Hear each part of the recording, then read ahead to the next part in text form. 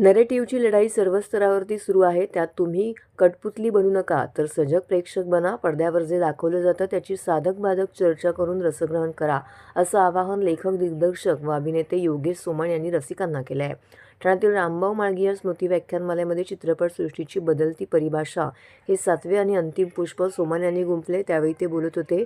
ठाण्यातील सरस्वती सेकंडरी स्कूलच्या प्रांगणामध्ये 8 जानेवारीपासून आठवडाभर सुरू असलेल्या 40व्या रामभाऊ म्हाळगी स्मृती व्याख्यानमालेचा समारोप सोमण यांच्या व्याख्यानाने झाला. याप्रसंगी व्याख्यानमालेला समितीचे अध्यक्ष आमदार संजय केळकर, व्याख्यानमालेच्या सत्राचे अध्यक्ष अभिनेते उदय सबनीस, शरद पुरोहित, कमल संजय केळकर, सुहास जावडेकर, माधुरी तामाणे, विजय जोशी इत्यादींसह अनेक रसिक श्रोते उपलब्ध होते. अभिनयासोबतच स्पष्टवक्तेपणा व परखडपणा अंगी बाणवलेल्या योगेश सोमण यांनी चित्रपटसृष्टीसह नाटक व माध्यमातील अन्य करमणुकीवरती सडेतोड भाष्य केले आहे.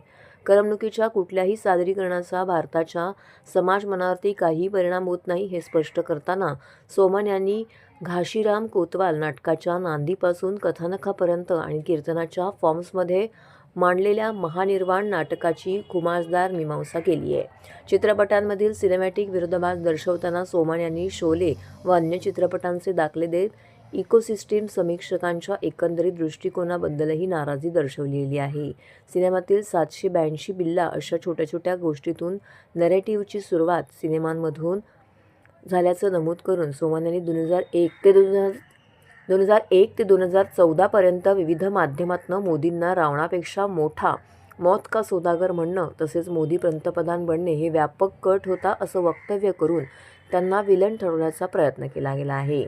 मात्र कायद्याच्या व्यासपीठांवरती देशवासियांनी अशा खोट्या नरेटिव्हला झुगारून दिलं. तरीही सर्व स्तरावरती नरेटिव्हची लढाई सुरूच असून त्यात तुम्ही कठपुतली बनू नका असं सांगून सोमण यांनी समविचारी बनून आपल्यासोबत येण्याचं आवाहन रसिकांना केलं आहे.